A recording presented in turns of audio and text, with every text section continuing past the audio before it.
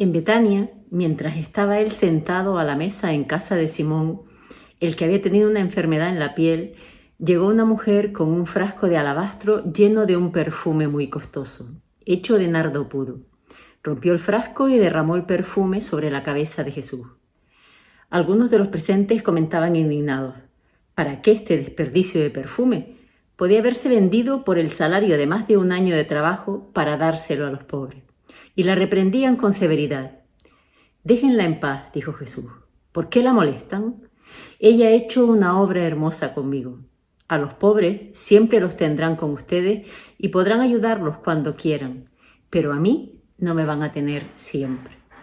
Hola, sean muy bienvenidos todos y todas a este tiempo de estudio y oración. Si consideramos de una manera superficial el texto que acabo de leer, podemos llegar a pensar que Jesús entendía que la pobreza era un mal inevitable y que poco podíamos hacer para alejarla de nosotros, para erradicarla. Pero nada más lejos de la realidad. Jesús, en este texto, al decir que siempre tendremos a los pobres entre nosotros, está denunciando lo que llamamos injusticia sistémica. La injusticia sistémica es aquel tipo de injusticia que se mantiene en una estructura que es injusta. Es un sistema social que tiene una forma de organización complejo y que lo que hace es retroalimentarse para mantener esas desigualdades. Se refuerza y genera personas que se esfuerzan por adaptarse a ellas, como digo, sosteniendo esas desigualdades. Dicho en palabras más sencillas, podríamos decir que la injusticia sistémica se refiere a que lo injusto no es algo que ocurre de repente, sino que se va cocinando a lo largo de los años. De tal manera que tampoco sucede en el vacío, sino que necesita de una estructura, de un conjunto social organizado de una determinada manera, ¿no? Y tampoco ocurre de una manera aislada o aparece repentinamente, sino que es todo, como digo, es todo un proceso, ¿no? Se va cociendo lentamente. Requiere, por tanto, de organización que alimente esa injusticia y que la perpetúe, ¿no? Y eso es lo que realmente ocurre en nuestra sociedad. Ocurría en la sociedad en la que vivía Jesús, ocurría en la sociedad del Antiguo Testamento y sigue ocurriendo también en nuestros tiempos. De hecho, en España, esta injusticia sistémica se traduce en que alrededor del 26,5% de la población, estamos hablando más de un cuarto de la población residente, está en riesgo de exclusión. Si lo traducimos a números absolutos, estamos hablando de casi 13 millones de personas que están en riesgo de pobreza o incluso ya han alcanzado, están por debajo del umbral de la pobreza. Al mismo tiempo, también en nuestro país los ricos son cada vez más ricos. Se estima que un 10% de la población acapara más del 50% de la riqueza, mientras que los pobres no son solamente más numerosos cada vez, sino que además cada vez son más pobres, tienen menos recursos para subsistir. ¿Y qué tiene que ver la injusticia sistémica con los cristianos? Podemos decir que absolutamente todo. Tim Keller, en su libro Justicia Generosa, señala que existe una relación directa entre la comprensión y la experiencia de la gracia de Dios de una persona con la inclinación de su corazón hacia la justicia y hacia los pobres.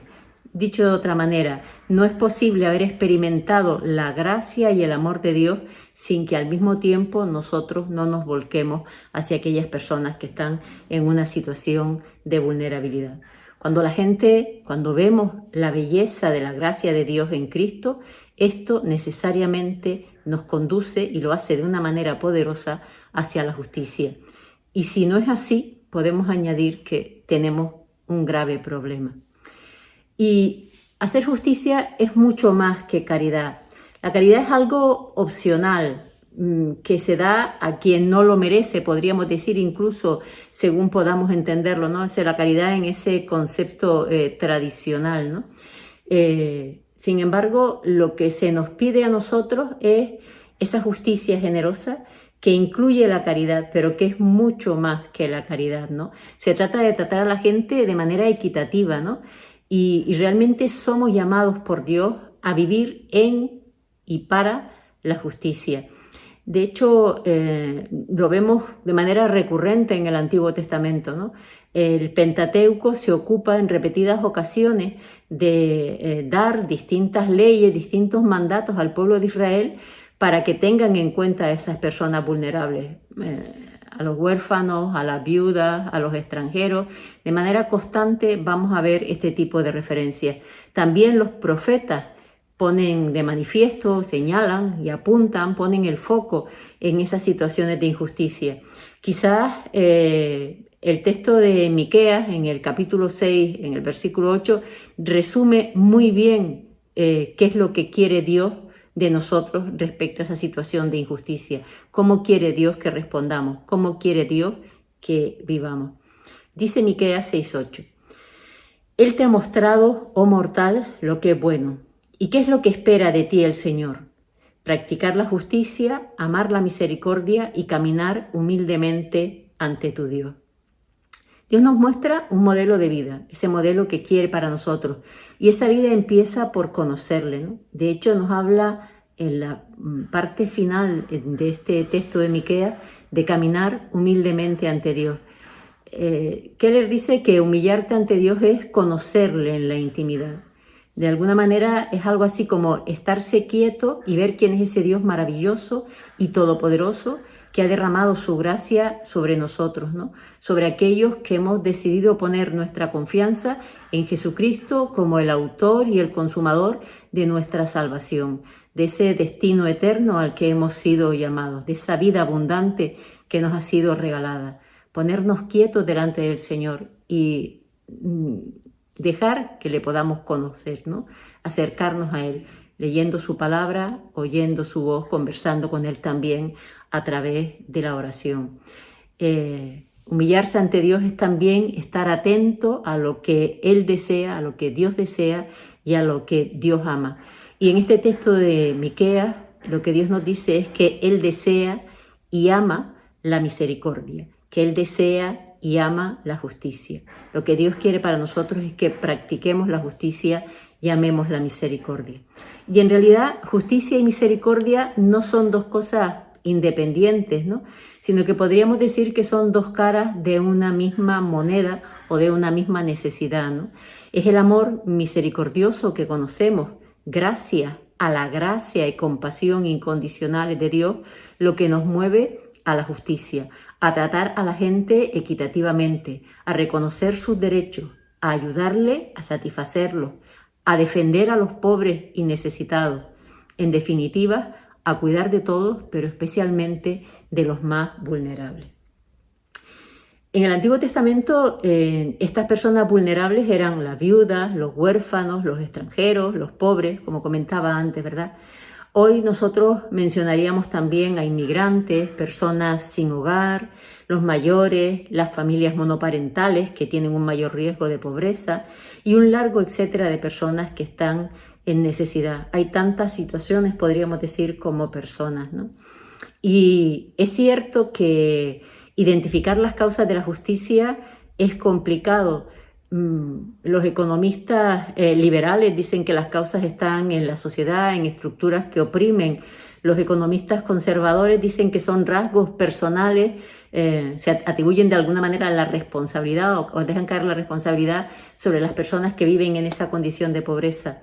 La Biblia hace algo mucho mejor que todo eso y da una explicación mucho más clara que todo eso. Realmente hay factores que son estructurales, sin lugar a dudas, y hay factores que son personales. En ese sentido, pues podemos recordar el libro de Proverbios y cómo se nos estimula a ser diligentes y no perezosos, ¿no? Se pone el ejemplo de la cigarra y de la hormiga que es capaz de hacer acopio para los tiempos difíciles. Pero también la Biblia habla de establecer una estructura que sea justa, de tal manera que se evite la desposesión de las personas. Todas las leyes que tienen que ver con el jubileo, por ejemplo, la posibilidad de recuperación de esa propiedad de la que alguien se ha tenido que desprender porque ha caído en una situación de vulnerabilidad, justamente de pobreza por cualquier circunstancia, porque han venido las cosas mal dadas en algún momento, ¿verdad? Esa propiedad, esa posesión no se pierde definitivamente. Estaba claro para los israelitas que la tierra era de Dios, que Dios lo que permitía era su uso. Teníamos el uso y disfrute, el usufructo de la tierra, ¿no? Y que si en algún momento nos podíamos ver privados por distintas circunstancias de ese uso y disfrute, finalmente la gracia y la misericordia de Dios permitía que pudiera volver a nosotros. En el Antiguo Testamento, esas personas vulnerables pues eran, como decíamos antes, viudas, extranjeros y pobres, ¿no? Y también otros. Y la realidad es que a todos ellos Dios amaba y defendía. Todas las medidas que se adoptan son medidas que se dirigen a establecer una sociedad auténticamente justa y con una justicia, parafraseando también el título del libro de Timothy Keller, una justicia generosa. No es solamente dar a cada uno lo que le corresponde, sino incluso llegar mucho más allá de eso. De hecho, Dios no hizo justicia con nosotros. Dios lo que hizo fue derramar su misericordia y su gracia. Si hubiera hecho simplemente justicia, nosotros habríamos recibido el castigo que merecemos por nuestros pecados. Sin embargo, en lugar de eso, Dios proveyó a Jesucristo, entregó a su único Hijo a morir por nosotros, a pagar por aquello que nosotros habíamos hecho, y nosotros lo que hemos recibido y lo que hemos disfrutado de una manera abundante es esa gracia y misericordia de Dios, ¿verdad? Hacer justicia. ¿Y qué dice Jesús sobre la justicia? Jesús siente un amor y un interés intenso por la misma gente vulnerable que aparece en el Antiguo Testamento, tal y como se puede apreciar, por ejemplo, en la respuesta que da a los discípulos de Juan el Bautista cuando se acercaron a preguntarle si realmente él era el Mesías. Jesús podía haber contestado, sí, por supuesto, yo soy el Mesías, ¿no ven ustedes esas cosas estupendas que yo hago, o lo bien que hablo, o cómo obedezco a mi Padre, o cómo permanezco en comunión con mi Padre por medio de la oración, ¿no? Jesús lo que hace es responder con algo que Juan iba a entender perfectamente. Dice, id y contadle a Juan lo que estáis viendo y oyendo. Los ciegos ven, los cojos andan, los que tienen lepra son sanados, los sordos oyen, los muertos resucitan y a los pobres se les anuncian las buenas nuevas. Todas las personas que menciona Jesús en este texto eran marginados sociales y en muchos casos pobres de solemnidad. Es frecuente ver en los evangelios a cojos y ciegos mendigando, a los leprosos totalmente excluidos, y los pobres no tenían ningún valor social. Pero no solo a estos les tendía Jesús una mano. También vemos cómo habla en público con las mujeres, lo cual era una cosa absolutamente extraña en ese tiempo, ¿no? Las mujeres carecían de valor social, así que no tenía mucho sentido hablar con ellos y menos hacerlo públicamente. También tuvo compasión de la mujer adúltera, una pecadora, una marginada.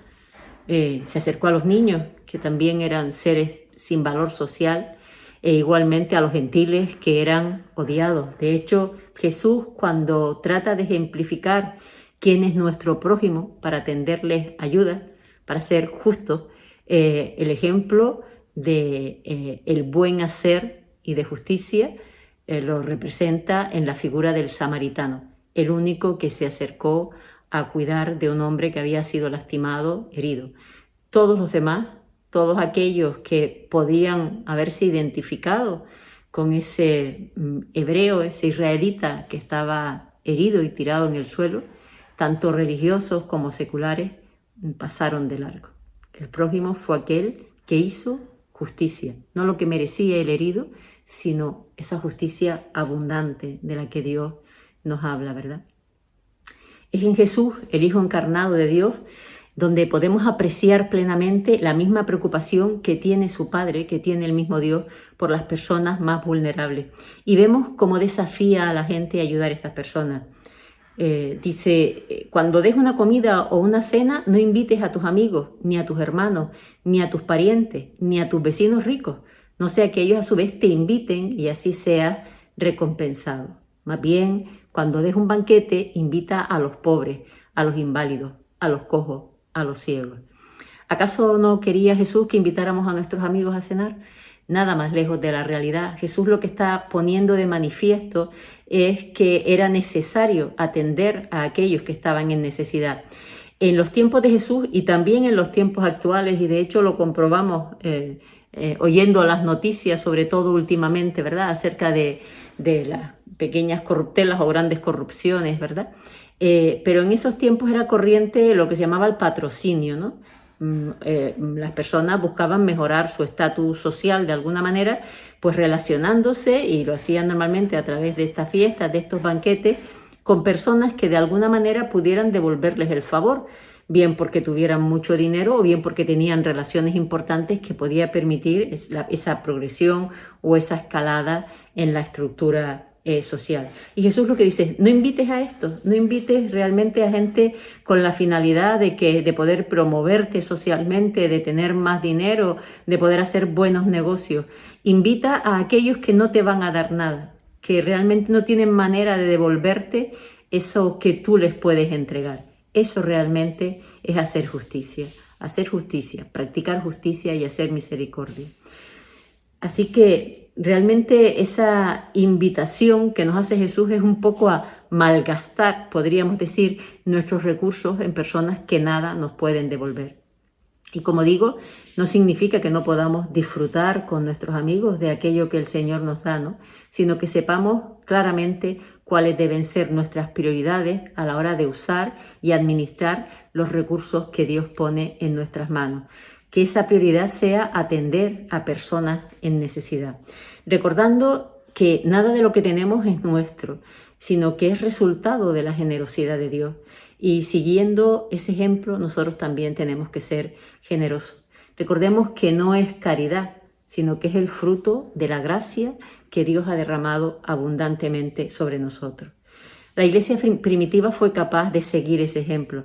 Podemos leer en el libro de los Hechos, en el capítulo 4, que se nos dice, no había necesitados entre ellos, porque los que tenían terrenos o casas los vendían y llevaban el dinero a los apóstoles para que ellos lo dieran a los que pasaban necesidad. No había necesitados entre ellos. El que tenía más, como veíamos también, ¿verdad?, mientras Israel estuvo en el desierto, el que podía recoger más no tuvo más que el que recogía menos, ¿no? Una justicia equitativa, pero una justicia generosa. Nosotros también estamos llamados a tender nuestras manos a quienes lo necesiten. De modo que, ciertamente, así lo dice la palabra, ¿verdad?, nuestra primera responsabilidad es atender las necesidades de nuestra familia, sin olvidar que la segunda es atender a los miembros de nuestra comunidad de fe, pero no solamente a ellos.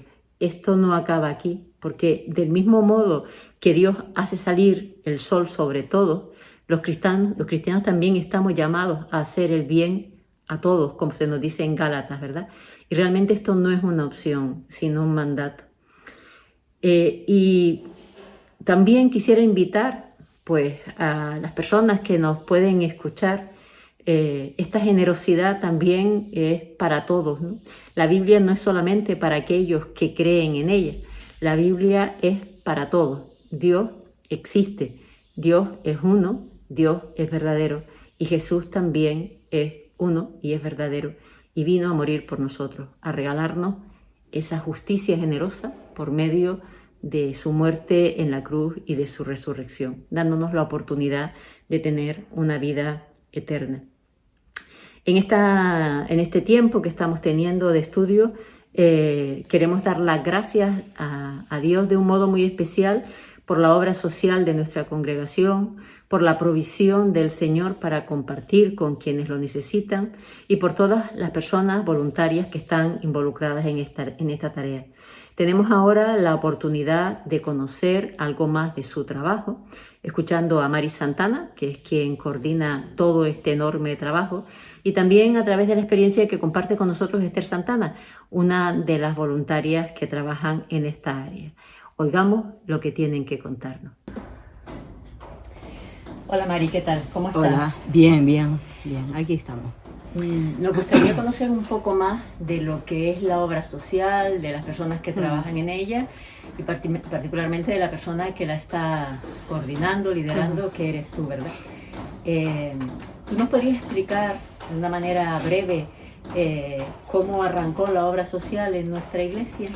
Sí, la verdad que fue a través de, o a partir de un aniversario de los jóvenes, hace ya como 25, 26 años, vino a dar la palabra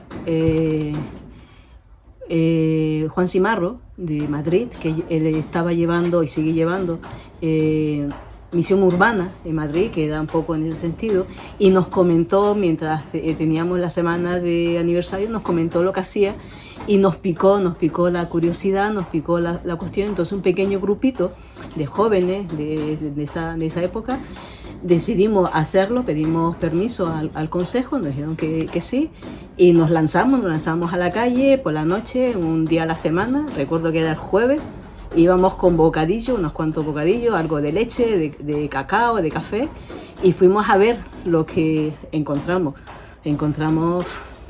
A mí, que me costó muchos meses asimilar que esa realidad estaba ahí. Y a partir de ahí pues empezamos a continuar, hicimos comedor, que venían a comer aquí, ayudar a familias, y hasta la fecha hemos ido evolucionando, pero he partido de eso, de un aniversario de jóvenes. ¿Podríamos hablarnos de ti? O sea, un poco saber pues cuándo conociste al Señor. Tú eres cristiana, Sí. ¿verdad? Cuando conociste al Señor, también nos gustaría saber en qué áreas has servido, y si quieres hablarnos algo a nivel de tu vida personal, cuál es tu formación, de qué manera eso te puede ayudar al trabajo que estás haciendo dentro de la obra social. Ok. Yo conocí al Señor, de primera instancia tendría 15 años, 15 años, porque donde yo vivo, una amiga mía de siempre conoció el Evangelio a través de un miembro de la iglesia, decidió casarse con esa persona y quería que yo fuese su madrina de boda. Entonces, a través de eso fue la primera vez que yo vine a esta iglesia. Y ella después en su casa empezó a hacer reuniones de estudios bíblicos, y yo conocí el Evangelio ahí en la casa de ella, estudiando, y luego ya me incorporé, empecé a ir a ayudar en la escuela dominical en Pedro Hidalgo con Milagros y con Juan. Aquí con los jóvenes, yo he estado como profesora de escuela dominical bastantes años. También estuve bastantes años como en los jóvenes, como dentro del comité de la dirección de jóvenes. Y pasado el tiempo, pues me propusieron ser diaconisa, con la cuestión de llevar, después de que empezamos con la obra social, con salir a la calle, llevar un poco, dirigir o coordinar ese servicio. Y aquí estoy. ¿Quién soy o qué he hecho? Yo doy gracias porque, a pesar de situaciones familiares, yo pude ir a la universidad. Yo hice magisterio en primera instancia, luego quise continuar y me licencié en historia por la universidad aquí en Las Palmas.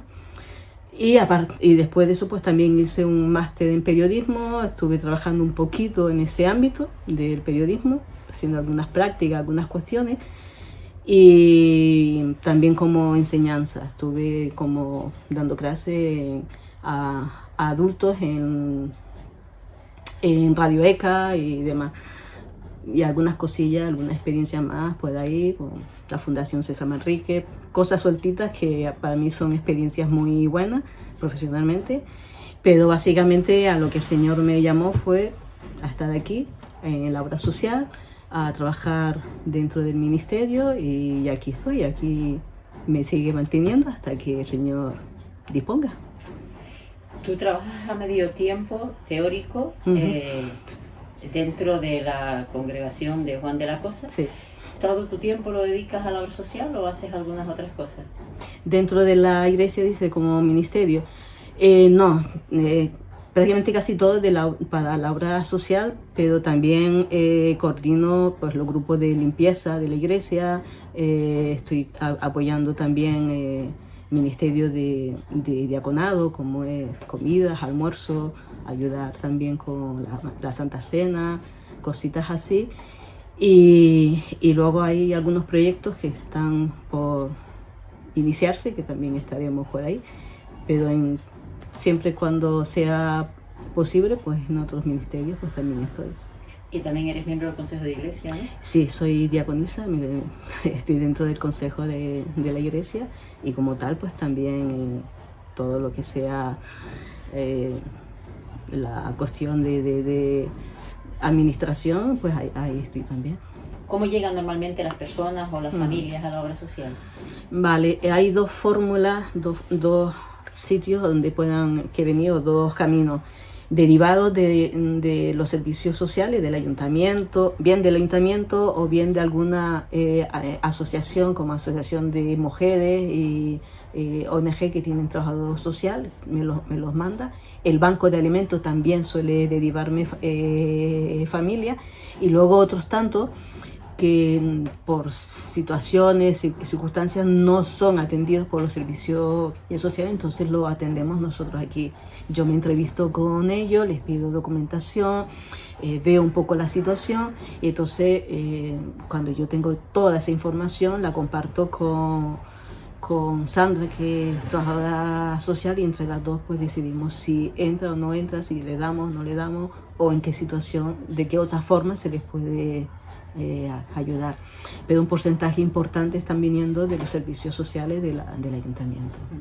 ¿Y aproximadamente cuántas familias personas pues, están atendiendo ahora? Ahora tenemos unas 158 familias, que si no recuerdo mal son casi 500 personas en general, pues son familias, muchas de ellas son familias muy grandes de muchos miembros. Es un número muy importante. Sí. ¿Cómo se financia eso y cómo se atiende a tantas personas? A ver, el Señor, la verdad es que es maravilloso. La financiación, en principio, prácticamente un porcentaje del 90% de los alimentos, que nosotros solo damos alimentos en general, el 90% viene del banco de alimentos. En el pasado hemos tenido algunas dificultades, pero últimamente la verdad es que está viniendo muy bien. Están aportando bastante. Y otro tanto nos viene de un convenio que hemos firmado hace algunos años con la cadena de Mercadona, que nos cede productos que están próximos a caducar o que no están para caducar, pero que les cambian el código y no los pueden vender o demás, y nos lo donan. Entonces semanalmente nosotros vamos a recoger. Eso es otra forma, y luego pues nosotros mismos también podemos adquirir, si vemos que nos falta, con nuestros recursos, adquirir alimentos, especialmente fruta y verdura, que es a veces lo que más nos falta. También hay veces que tenemos el apoyo de otra ONG que también compra fruta y verdura y nos cede parte de esa partida. Y así vamos, subvención con las ofrendas que vienen de los hermanos, que la verdad es que es fantástico poder tener ese recurso, con lo cual nosotros, aparte de comprar frutas y verduras, sí tenemos que costear el transporte de la mercancía, porque hay que ir al banco de alimentos a buscarlo 2 veces al mes. El transporte hay que pagarlo, pues no tenemos transporte propio, y esos recursos van para eso también, o para adquirir el material que necesitamos, pero básicamente también lo hemos empleado durante el año en comprar frutas y verduras, que solemos comprarlo en cercanía, en tiendas de cercanía, para un poco apoyar también la economía de la zona. Qué bien. O sea, que también de alguna manera el barrio sale beneficiado, sí, podríamos decir, sí, en este sentido. Sí. Entiendo que con todas esas cosas que estás explicando, la cantidad de personas que son atendidas, se requiere un número importante también de personas, de recursos humanos, para poder hacer frente. ¿Cómo se hace eso? Sí, la verdad es que doy muchísimas gracias, porque el equipo con el que disponemos es fantástico. Son como 18, 19 personas las que tenemos en distintos departamentos, por así decirlo. La logística la llevamos aquí. la llevo aquí, literalmente. En la oficina solemos estar 2, 3 personas llevando lo que son los papeles, la cuestión de organización administrativa, pero luego tenemos equipos que mensualmente, una vez al mes, reparten los alimentos en 3 tandas, entre los 3 días, y hay equipos que vienen los miércoles, jueves y viernes por la tarde, disponen parte de su tiempo para estar 3, 4 horas aquí repartiendo los alimentos, firmando y demás. Un equipo fantástico que suele estar en el almacén para ayudarme a descargar los camiones, colocar la logística de almacenamiento, etcétera. Y luego, fantástico, los 2 equipos, 3 equipos que van semanalmente al Mercadona, tienen que ir. Y eso la verdad es que yo lo admiro muchísimo, a las 7:30 de la mañana al Mercadona a recoger lo que nos da. Y así vamos, en principio, gracias al Señor, la disponibilidad de ese equipo es fantástico. Yo, la verdad es que me suele decir, es que mucho curro, sí, es trabajo, pero cuando tienes un buen equipo detrás que te apoya, está muy bien. Qué bueno, pues, gracias a Dios por eso también, ¿verdad?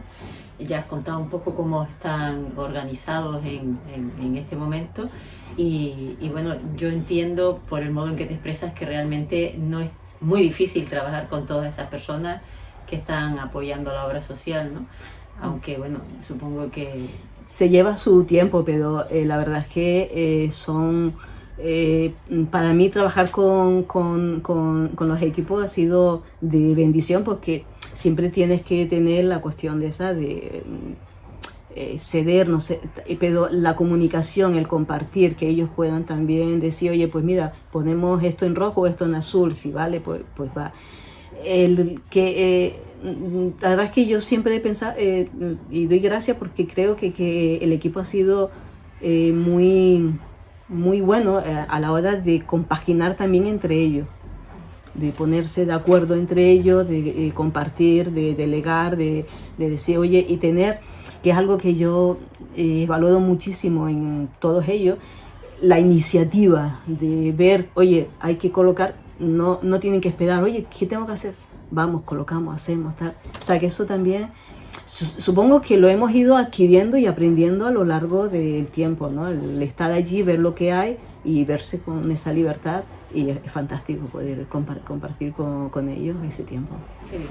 Es un servicio en toda regla, ¿no? Sí, gracias al Señor. Sí.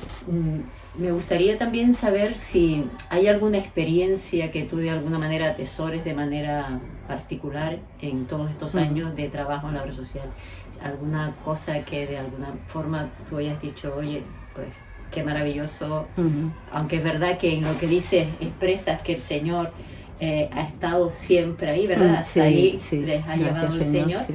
Pero alguna cosa que para ti haya sido particularmente impactante o que de alguna manera señalaría. Sí, a ver, durante tantos años han habido bastante experiencia muy buena, muy reconfortante también, y experiencia que uno te hace reflexionar sobre tu propia vida, sobre tu propio entorno, lo que tienes, lo que no tienes, ¿no?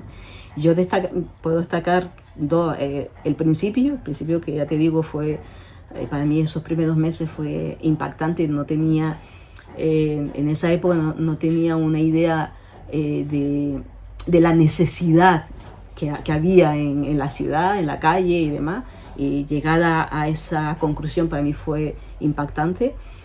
Pero luego también a lo largo del tiempo ver que no lo hacemos con la intención de que nos lo agradezca, pero esa expresión de agradecimiento de muchas familias, cuando ya están bien, están un tiempo con nosotros, ya tienen trabajo, están bien, me llama o me mandan mensaje y me dice, mira, ya no necesito, doy gracias por todo lo que han hecho, ha sido de bendición, y la verdad es que eso llena. El otro día una familia que ha estado con nosotros como 2 años y poco, es una madre con su hijo, el chico ya es mayor, pero ya me mandó un mensaje hace como una semana diciendo, mira, damos gracias por todo lo que ustedes han hecho en este tiempo. Ya mi hijo ya se está estabilizando, ya tiene tal, yo también, ya podemos vivir y encima podemos ayudar a un amigo o un familiar que le estamos también apoyando. Entonces,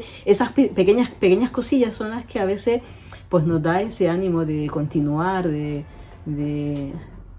avanzar y gracias al Señor pues. Sí, eso es que las vidas cambian no solamente por el impacto directo, sino porque también de alguna manera en esas personas que han pasado por esa situación, ver el amor de Dios a través de ustedes les permite también cambiar la perspectiva. Exactamente, y ellos mismos también ayudan. Hace unos años atrás me llamó un beneficiario de hace tiempo que estaba para decirme que estaba en Cádiz, viviendo en Cádiz, y que se acordó en un momento dado de nosotros porque allí empezaron a hacer algo así y él se implicaba y hacía, o sea que son cosas que te quedan ahí, está bien, está maravilloso. Sí. Es sí, maravilloso. Sí. Qué bueno. Bueno, ya por último, me gustaría que hicieras dos cosas. Una es expresar un deseo al futuro, o sea, digamos, la visión que puedas tener respecto a cuál puede ser el futuro de la obra social dentro de esta congregación, y también, pues, si quieres compartir algunos motivos de oración, estaría bien. Sí, hombre, una visión así de futuro que me gustaría es que la obra social continuase, que no sea una acción, una obra, y quiero que me entiendan, personalizada, que tenga nombre y apellido, sino que sea una acción del grupo, de la iglesia, de ver la necesidad de continuar ayudando a muchas familias y avanzar a hacer más cosas. Yo creo firmemente que la obra social hasta ahora nos hemos de alguna forma circunscrito en la cuestión de la acción social o asistencial de la familia, dar comida y demás.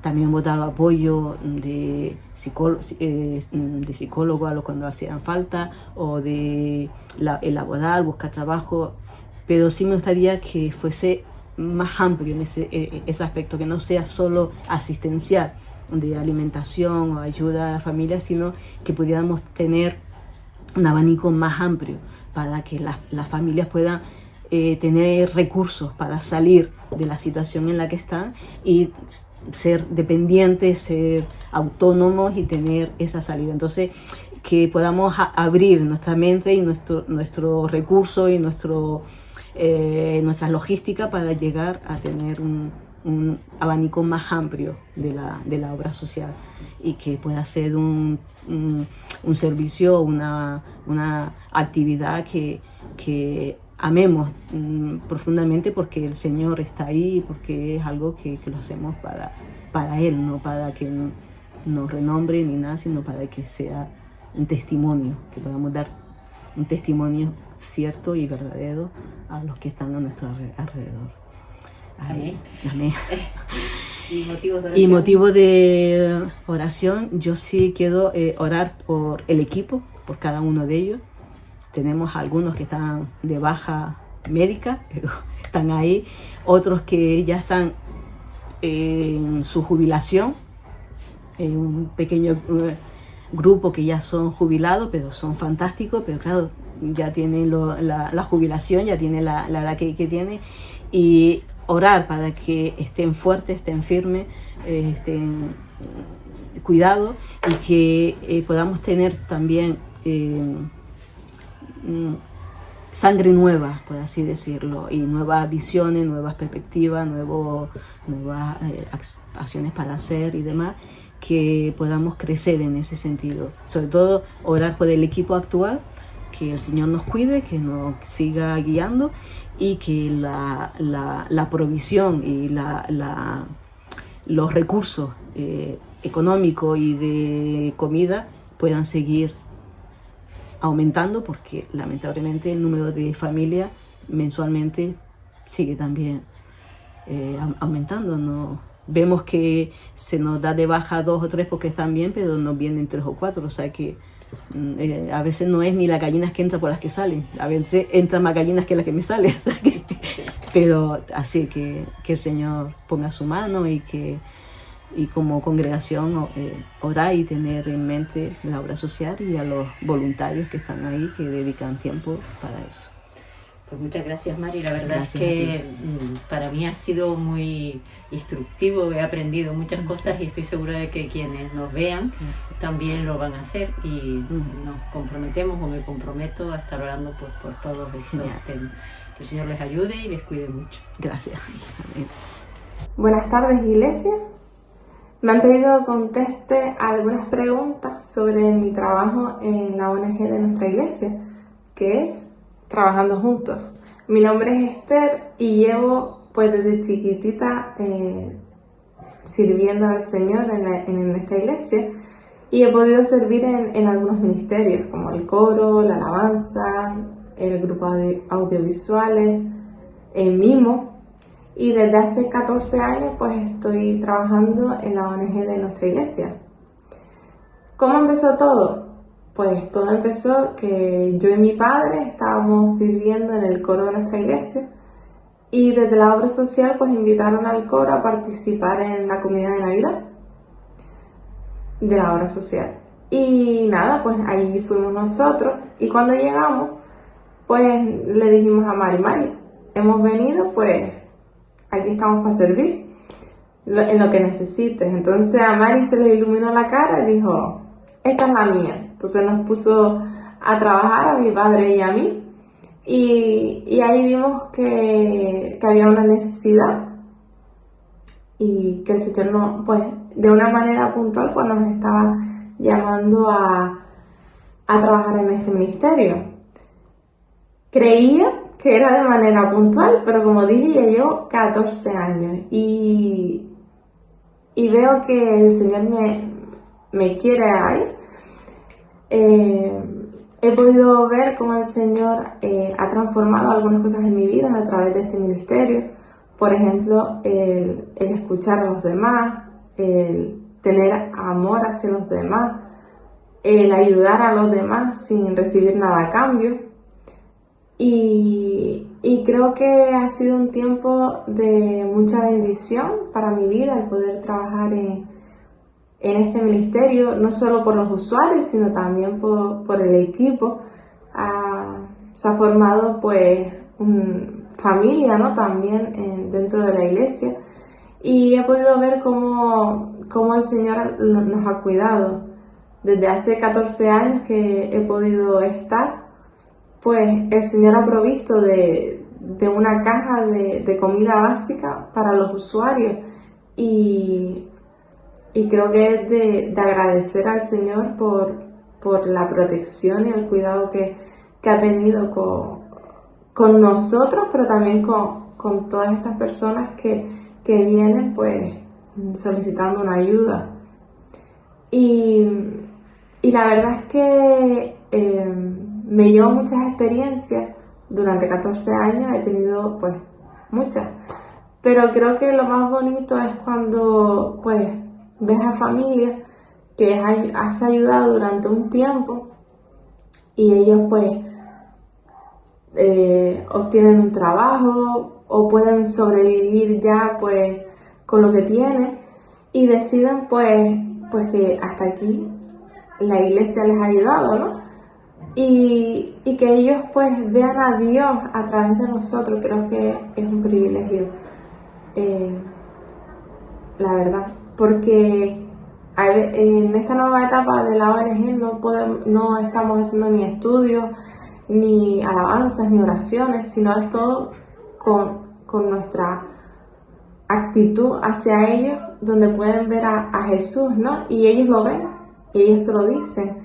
Muchísimas gracias porque nos han ayudado, muchísimas gracias por su cuidado, su amor hacia nosotros, ¿no? Y eso no viene de nosotros, sino viene de Dios, del amor de Dios, porque si es por nosotros mismos, no podríamos. Así que me llevo muchas experiencias, pero la verdad es que ver cómo Dios obra de manera que a veces no podemos entender y a veces sin expresar quién es Dios, ellos pueden ver algo especial en nosotros y hacen que confíen en nosotros cuando tienen algún problema, pues vengan y digan, oye, tengo esta necesidad, si pueden hacer algo o si pueden orar por mí. Hay muchos que vienen y dicen, oye, Esther, si puedes orar por esto, te lo agradecería, ¿no? Y hay veces que oramos y al tiempo preguntamos y vemos que el Señor les ha respondido para bien y le decimos, oye, estamos orando por esto, ¿no? Entonces vemos como el Señor obra y ellos lo ven, que pueden pues contar con nosotros de alguna manera. Así que de verdad que es un ministerio donde vemos como Dios obra, vemos cómo transforma vidas también. Ahí hay algunos usuarios que empezaron siendo usuarios y ahora pues conocen a Dios y asisten a nuestra iglesia o a otra iglesia, así que es de agradecer. Así que solamente pues que puedan seguir orando por el equipo, por Mari, por todas las personas que están en la oficina también y por los usuarios, que ellos puedan ver a Dios en estos detalles que podemos tener con ellos. Y bueno, pues eso es todo. Hasta luego. Llegamos así al momento final de este espacio que hemos estado compartiendo y damos gracias a Dios por todo este trabajo que se lleva a cabo, todo este trabajo de ayuda a personas en situación de vulnerabilidad que podemos llevar a cabo a través de la obra social, recordando que nuestras manos tienen que estar siempre tendidas a quienes lo necesitan. Oremos, como decía antes, también por todos los voluntarios y voluntarias que están involucradas en esta tarea y pidamos al Señor que ponga en nosotros un corazón muy generoso. Que tengan una bonita semana.